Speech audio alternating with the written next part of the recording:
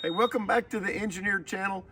Today we're bringing you a Honda Super Cub. This is a 2020 model, the most produced motorcycle in the history of the world.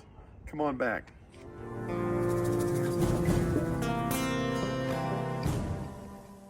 So welcome back, my friends. We got ourselves a little Honda Super Cub.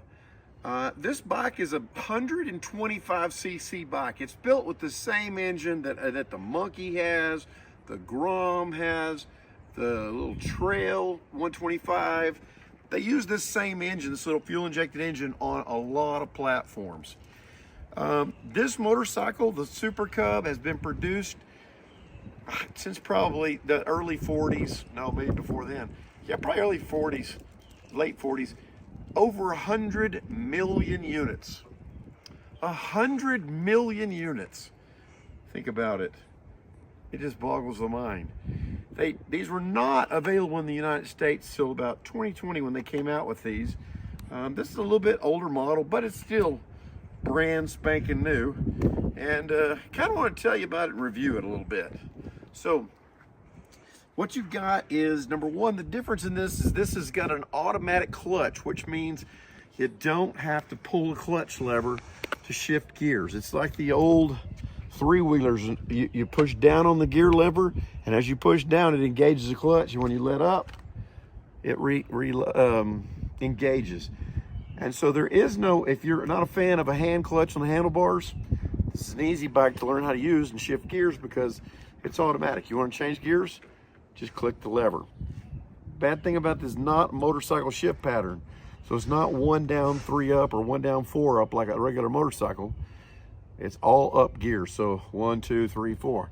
The nice thing about it is, if you come over here and look, on the shifter, down here you can see on the shifter,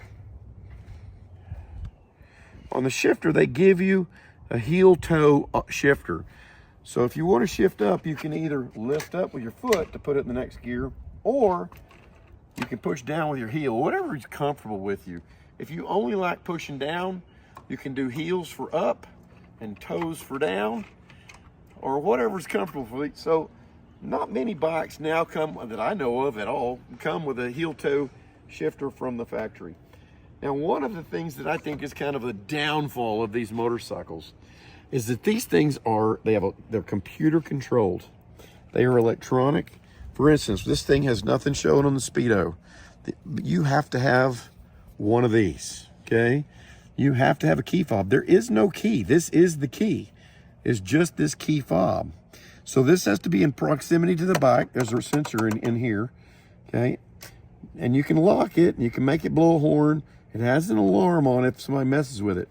But when you walk up to it, as long as this is close to the bike, all you have to do is push the switch. Come over here and I'll show you. This is your key switch right here. So when you want to start it, all you gotta do is push it in one time, let it wake up.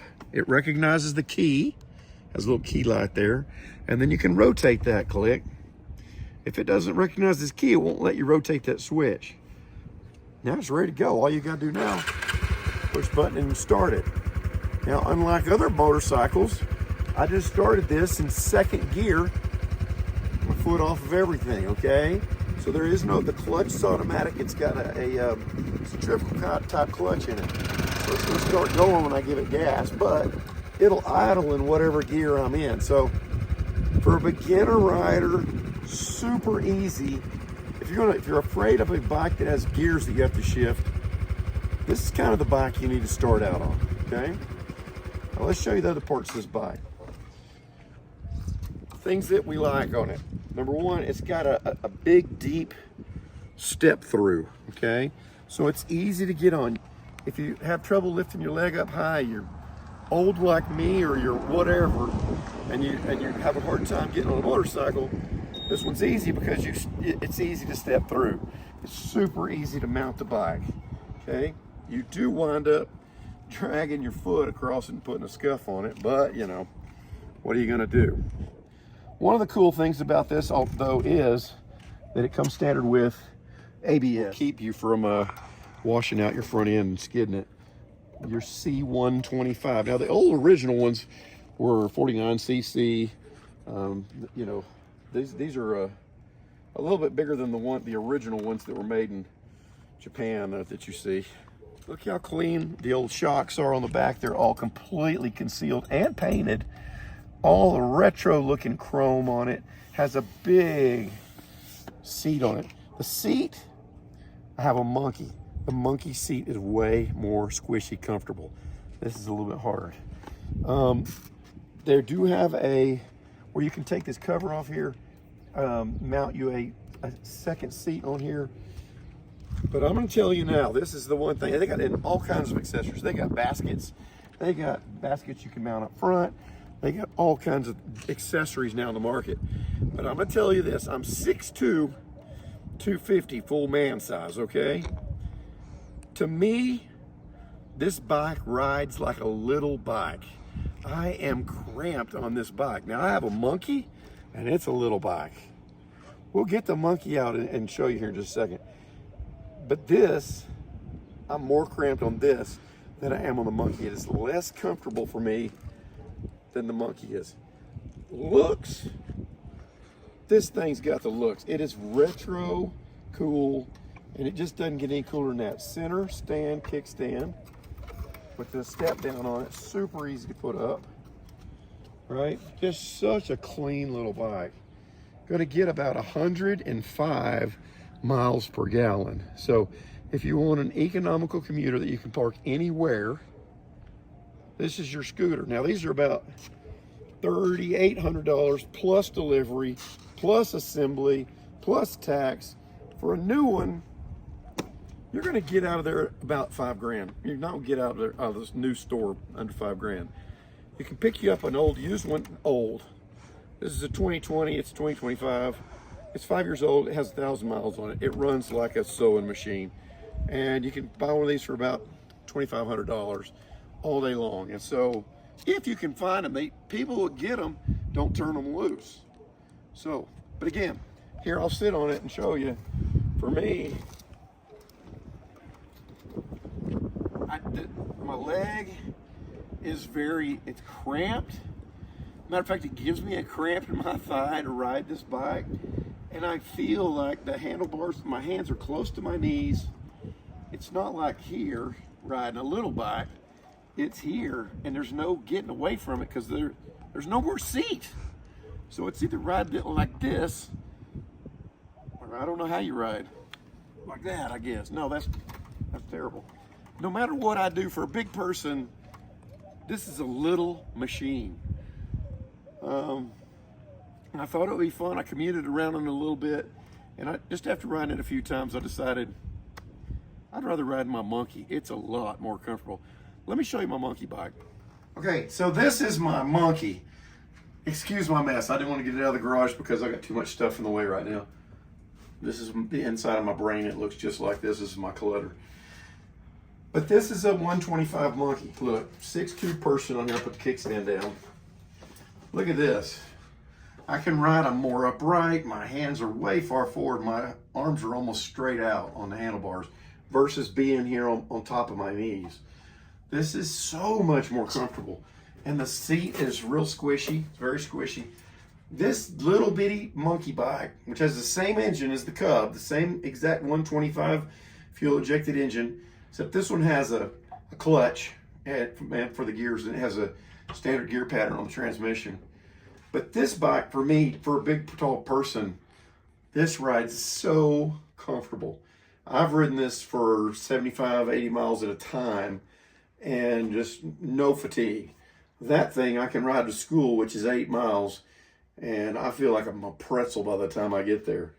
Your legs are more straight up and down on this, whereas the other one, my legs are back here behind me, which gives me a cramp in my thigh. It just sits completely different. I thought that bike would sit like this, but it doesn't. That to me feels like a little machine. That's my take on that. They're great bikes. They're good for beginners, maybe for women or shorter people. But if you're a big dude, go sit on one of those before you make a choice to buy one. So I'm gonna go on a little quick ride here.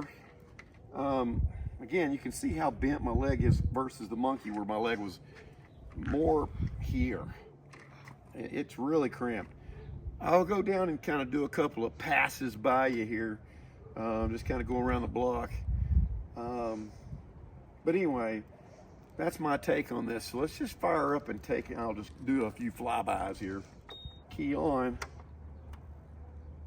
Contact.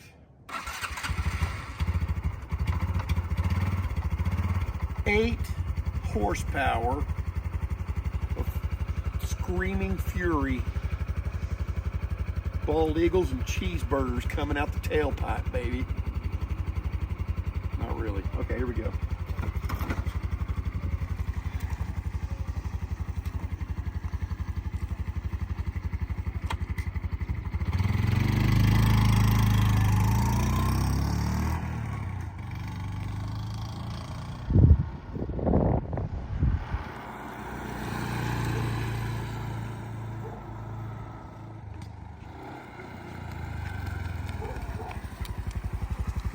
Got really good brakes on it though. All right, let me take you along for a ride here. All right, y'all ready? Here we go. How fast we can go.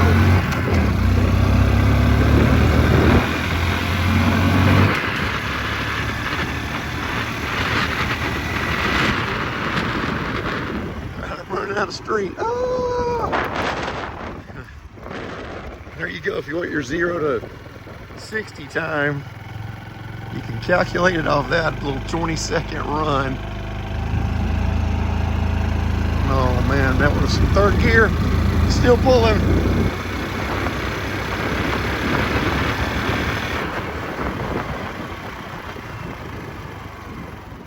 So last thing, with a big person on this, what are you gonna get for like miles per hour out of this?